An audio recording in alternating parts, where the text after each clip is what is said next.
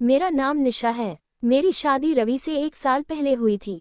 रवि एक बड़े शहर में अच्छी नौकरी करते हैं। ऑफिस की तरफ से ही हमें एक अच्छा फ्लैट मिला है। मेरे पति ऐसे बहुत अच्छे हैं, लेकिन अगर मुझसे कोई पूछे तो मैं अपने पति की एक आदत को बदलना चाहूंगी। उनमें थोड़ा ज्यादा ईगो आ गया है। अपने से छोटे से कभी कभी वो अच्छे से बात नहीं करते। मुझे ये बात अच्छी नहीं लगती थी, लेकिन मैंने उन्हें कभी इस बारे में टोका नहीं। हमारे घर में पहले एक नौकरानी आती थी, लेकिन उनके ऐसी स्वभाव के कारण कोई टिकता नहीं था। उनका कहना था कि अगर ऐसे नहीं कहेगी तो कोई आजकल कोई काम नहीं करता। शायद उनका ये स्वभाव उनके ऑफिस के अनुभव से आया होगा, क्योंकि उन्हें काम पूरा करवाने बहुत प्रेशर रहता है। इस कारण उनके स्वभाव में ये कठोरपन आ गया है। अब फिर मैंने नए काम करने वाले की तलाश शुरू की। बड़ी मुश्किल से कुछ दिनों बाद घर पर ही एक शख्स आए। उन्होंने अपना नाम कालू बताया था। उम्र उनकी 55 साल की थी। उन्होंने कहा कि उन्हें कहीं से पता चला कि यहाँ काम है। मैंने पूछा किसने बताया। वो बोले कि अभी उनका नाम याद नहीं आ रहा। मैंने कहा कि आप खाना बना लेंगे। उन्होंने कहा कि हाँ, मैं अच्छा खाना बनाता हूँ, आपको कोई परेशानी नहीं होगी। शुरुआत में मेरा मन नहीं माना, क्योंकि वो किसी की पहचान से नहीं आए थे, लेकिन फिर मैंने सोचा कि शाम को उनसे मिलवा देती हूँ। शाम को जब वो घर आए तब मैंने कहा कि कोई काम के लिए आया है।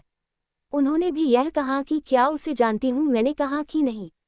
वो कालू से मिले, पूछा कि पहले भी काम किया है। वो बोले हाँ साहब। उनकी उम्र के चलते उन्होंने भी यही सवाल पूछा कि तुम खाना वाना लेते हो। वो पहले ही थोड़ा घबराए हुए थे। कहा कि साहब बना लूंगा। ठीक है, उन्होंने कहा, और कहा कि साफ सफाई से खाना बनाना और छुट्टी नहीं मिलेगी। रोज रोज का नाटक नहीं चलेगा कि तबीयत खराब है या घर में कोई बीमार है। ये सब बातों का ध्यान रखना। अभी खाना बना कर दिखाओ, पसंद आया तो कल से तुम्हारी नौकरी पक्की होगी। इतना सब मेरे पति से सुनने के बाद मैंने सोचा कि वो कुछ बोलेंगे, लेकिन उन्होंने सिर्फ इतना ही कहा कि हाँ साहब। मुझे उन्होंने उस पर ध्यान रखने को कहा। वो खाना बना रहे थे, काम अच्छे से कर रहे थे। लग रहा था कि उन्हें पहले भी इसका अनुभव था। खाना बनकर तैयार हो गया था। उन्होंने खाना टेबल पर लगाया। मेरे पति ने और मैंने दोनों ने खाना खाया। मुझे खाना अच्छा लगा और मेरे पति के चेहरे से भी मुझे लग रहा था कि उन्हें भी खाना बहुत पसंद है। लेकिन उनकी आदत के अनुसार उन्होंने कुछ कहा नहीं। उन्होंने कहा कि खाना ठीक है, कल से आना, लेकिन ध्यान रहे कि खाना इससे खराब ना बने। इससे अच्छा बना सको तो अच्छा। इतना सुनकर उनके चेहरे पर एक खुशी दिखाई दी। अगली सुबह से वो घर आने लगे। ज्यादा बातें वो करते नहीं थे, कम बोलते थे, सिर्फ अपना काम करते थे। मेरे पति ने मुझे समझाया था कि नज़र रखना और अपना ध्यान रखना। उन्हें देखने से तो ऐसा नहीं लग रहा था, लेकिन उन्होंने कहा कि देखने से पता नहीं चलता। तुम कुछ दिन तक इसकी जानकारी भी निकलवा लेना। कहाँ है।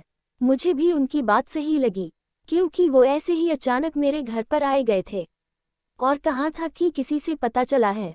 उनकी उम्र देखकर मैंने उन्हें रख लिया था। मैंने उनसे उनकी पहचान पत्र मंगवाया था। उन्होंने लाकर दे दिया था। 1 से 2 दिन में मुझे लगा कि ठीक ही है। करीब 5 दिन काम करने के बाद उन्होंने मुझसे एक दिन कहा कि मैडम, थोड़े पैसे एडवांस मिल जाते तो अच्छा होता, मुझे ज़रूरत है। मैंने उनकी बात सुनी और उस समय के मैंने भी अपने पति की तरह सोचा और उन्हें कहा कि नहीं, अभी नहीं मिलेंगे आपको। पहले ही उन्होंने सारी बात बताई थी और मैं साहब से पूछूंगी, ऐसा कहकर मैंने उनकी बात टाल दी। रवि अगले दिन कहते हैं कि उनके ऑफिस के कुछ दोस्त घर पर शाम को खाना खाने आने वाले हैं। उन्होंने कालू से कहा कि उनके दोस्तों के लिए कल स्पेशल खाना बनाना होगा। उन्होंने कहा ठीक है साहब। शाम उनके दोस्त और उनकी फैमिली भी घर आए। 3 दोस्त के साथ उनकी पत्नी और बच्चे भी थे। खाने में 4 से 5 तरह के पकवान बनाए थे। सबने खाना बड़े चाव से खाया और तारीफ भी की। खाने के बाद हम सब बैठे बात कर रहे थे। कालू अपना काम खत्म करके जाने की तैयारी कर रहे थे। तभी उनके एक दोस्त का मोबाइल नहीं मिल रहा था। मोबाइल महंगा था, साथ ही उसमें ऑफिस के जरूरी नंबर और इमेज भी थी, इसलिए वो थोड़ा परेशान हुए। सभी जगह ढूंढ लिया, बच्चों से भी पूछा, लेकिन नहीं मिला। फोन लगाने पर फोन भी नहीं लग रहा था। हम सब मिलकर मोबाइल ही ढूंढ रहे थे कि कालू किचन में से आए और कहा कि मैडम मैं चलता हूँ आज। उनके हाथ में एक छोटा सा बैग था। उनके इतना कहने पर मेरे पति ने कहा कि रुको, मोबाइल जो तुमने चुराया है वापस दो। उन्होंने जब ये सुना तो कहा कि साहब आप क्या बोल रहे, चोरी ये तो मैं सपने में भी सोच नहीं सकता। मेरे पति ने कहा कि ठीक है, फिर तलाशी दो और चले जाना।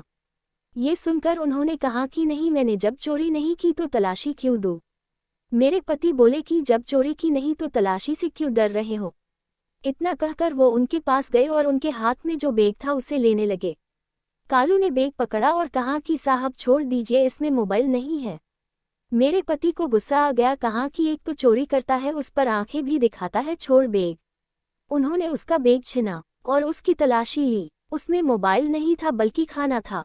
मेरे पति बोले कि तुम खाना चोरी करके ले जा रहे थे। कालू की आंखों से अब आंसू आने लगे। वो बोले कि मैंने चोरी नहीं की, मैडम ने कहा था मैं खाना खा कर जाऊँ तो यह मेरे हिस्से का खाना है। मेरे पोते के लिए उसने बहुत दिन हो गए अच्छा खाना नहीं खाया। साहब मेरा बेटा होता तो शायद मुझे आज ये दिन देखना नहीं पड़ता। मेरा बेटा 4 साल पहले चला गया, इकलौता बेटा था। घर में अब मैं ही हूँ उसकी बीमार माँ, मेरी बहू और पोते के लिए बड़ी मुश्किल से घर संभाल रहा हूँ। खाने के लिए अच्छा बना तो मैंने सोचा मेरे पोते को खिला दूंगा और उसके चेहरे पर जो खुशी आएगी वो मैं देखना चाहता था। मैंने मैडम से एडवांस भी मांगा था घर के लिए। इतना बोलकर वो बिना खाना लिए ही रोते हुए चले गए। वो इतना कुछ झेल रहे थे, हमें इसका पता नहीं था। और आजकल की दुनिया ऐसी ही हो गई है, कुछ बुरा होने का हमें इतना डर है कि हमें अच्छाई भी दिखाई नहीं देती। इसमें हमारा भी कसूर नहीं है। उनके जाने के बाद मोबाइल का भी पता चल गया। उन्हीं का बच्चा बोला कि उससे मोबाइल नीचे गिर गया था और बंद हो गया। पापा डांटेंगे इसलिए उसने मोबाइल सोफा के नीचे रख दिया। उसके पिता को इन सब के लिए शर्मिंदा होना पड़ा। पहली बार रवि की आंखों में पछतावा देखा था। रात रवि ठीक से सोए नहीं, हालांकि उन्होंने मुझसे कुछ कहा नहीं, लेकिन मुझे पता था कि उन्हें बुरा लग रहा है।